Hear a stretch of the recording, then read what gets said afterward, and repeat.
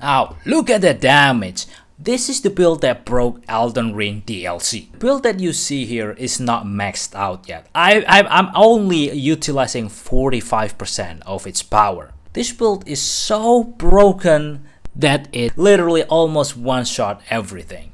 Now, you may or may not have heard about this build, but this build is basically everywhere now. I put the credit to the person who discovered this build in the description. So this build is revolving around the new perfume weapons, specifically the lightning perfume weapons and the Ash of War of rolling sparks. So here is how you get them all in the first 20 minutes of your playthrough.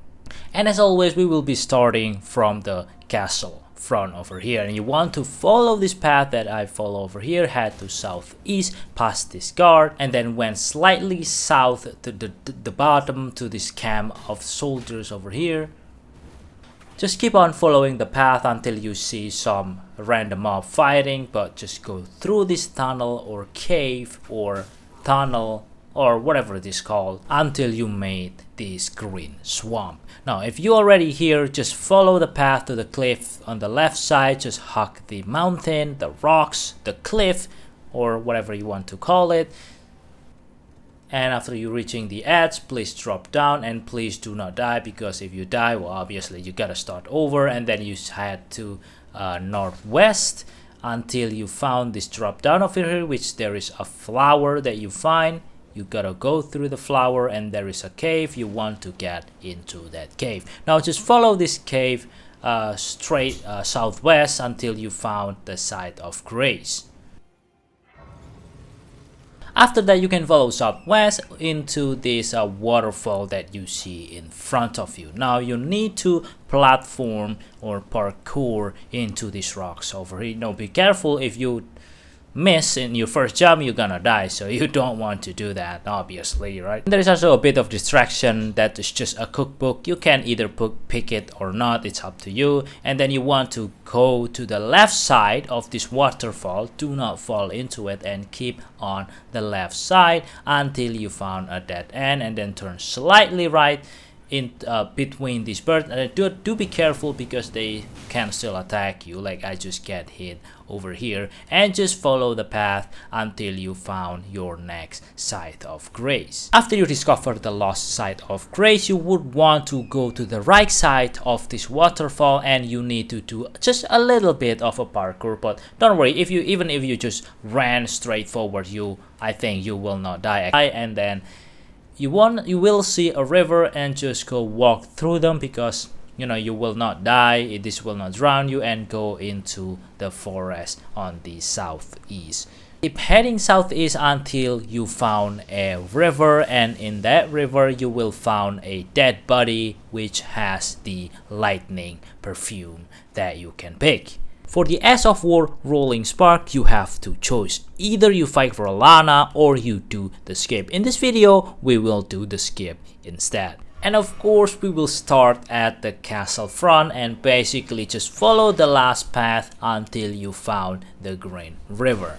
Now, instead of going to the left side and hug the mountain, you want to head straight east. And you will find this jumping thing, I forgot what it's called, but you need to destroy the stone first, which is located above over here, and please destroy the stone. After you destroy the stone, it will unlock the spring jump or whatever it's called, and then you want to take it straight east, and you will see the fort up there, and you will want to take another jump.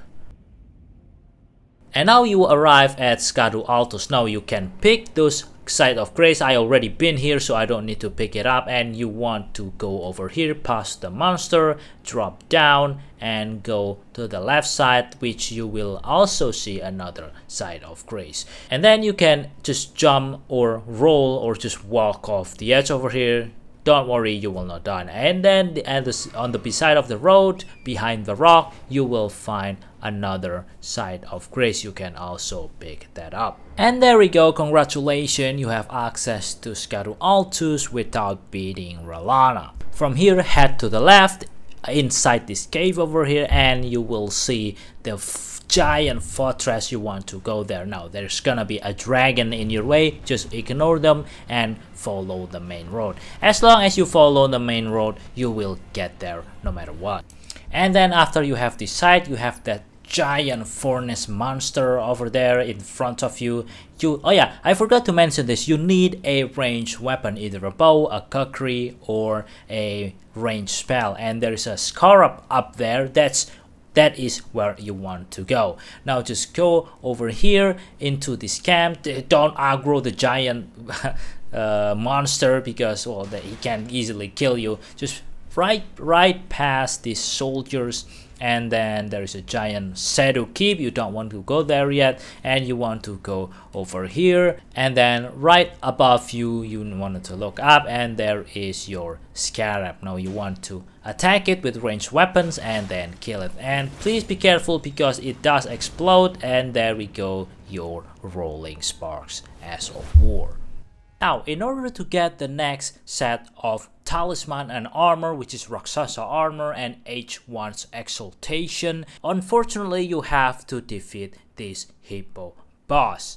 As for now, I still didn't find the skip for this boss to reach those talisman and equipment, so for now you just have to defeat this boss. And the setup that I'm using here is Perfumer's Talisman, Warrior Jar Sword, Lightning Scorpion Charm, and Dragon Crest Great Shield Talisman as the talisman slot. And the armor I'm only using head, which is the back dumpling. The buff I'm using is Golden Vow and Hole of Sabriri, and that is enough to 3-shot this boss. However, I am using level 7 of Skadu 3 Blessing over here. So you can do some exploration and pick those Skadu 3 fragments that are all over the map. It's pretty easy to reach 7, so please just do that if you are struggling against this boss. If you are not, then you just can do whatever you want. So after you beat the hippo in the Shadow Keep, please head the northwest. It's gonna be quite a long journey, so please just follow my path that I took it. Be careful to not get hit by the soldier, because they can kick you off the cliff and you will die.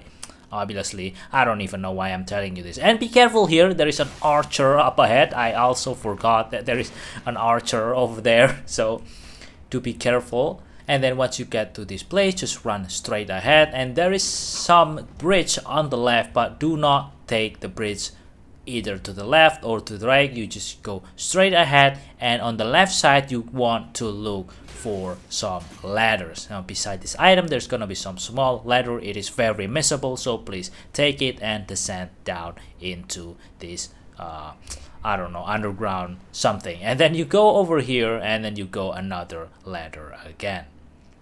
And then in this room there will be some painting which you can pick or not, it's up to you. And there is a hidden wall over here. You can attack it to reveal it, and then at the end of this tunnel there will be a coffin waiting for you.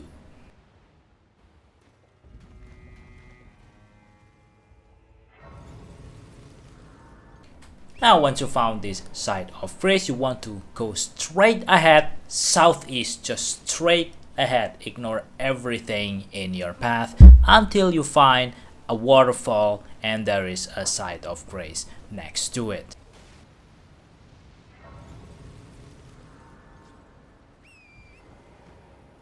From here now on, just head straight ahead, follow the path, and do be careful because there is a gap that you can fall into. And then look for the end or any chance to cross to the right side of the cliff.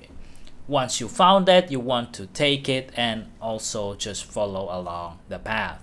Once you hit a dead end, you want to drop down to the left. There is also a site of grace which you can take. And then from the site of grace, you can turn left and then drop down on the platform that is the dragonfly you can see there. After you reach the bottom, go to the southeast of the side, and the left side of the waterfall you will want to platform one more time.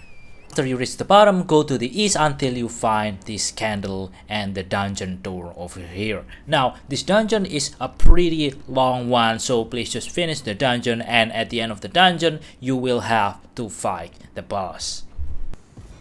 After you defeated the boss and grab the lost grace, you want to head straight south until you arrived at Abyssal Woods and grab this lost grace. From the side of Grace, head to the main road and you will see the trail over here. It's just so people have a message, because straight ahead there is something insane. It's absolutely insane. You never seen this before. But before that, you will want to fight this Madding Hand NPC.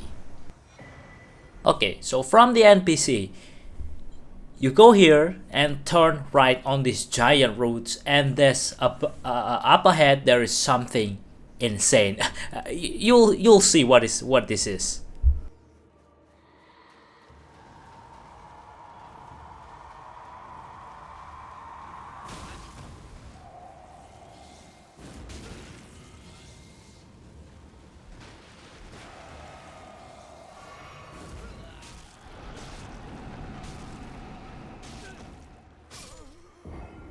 Yeah, this mob right here straight up one-shot you. No matter the build you have, no matter how many defense, no matter how much health you have, this guy is still one-shot. Not only that, this guy is also immune to any attack. Literally any attack. Well, okay, let's defeat this guy. Now, fortunately for us, all you need is a shield with a S of War of parry. To make this easier, you want focus on your armor. So get as much focus, as many as possible, so that you don't get madness every 2 seconds right here. And you just run up to him. He's gonna knock you off. It's okay. Time your roll and then wait for his grab attack. Now, you can parry this, but it's a very small window. It's pretty difficult to parry, and there we go. And if you are on madness and he grabs you, he doesn't insta kill you. So getting madness and then he grabs you, it's actually pretty good. And there we go, H1's exaltation. And that is basically every item that you need to make this build as OP as possible. Now what you need to do is collect more Scadutree fragment and update it to level 20. And alright, that was it guys, video for today. Thank you so much for watching. See you next time and goodbye. There we go. 2 Scadutree blessing. 2 of them. Alright.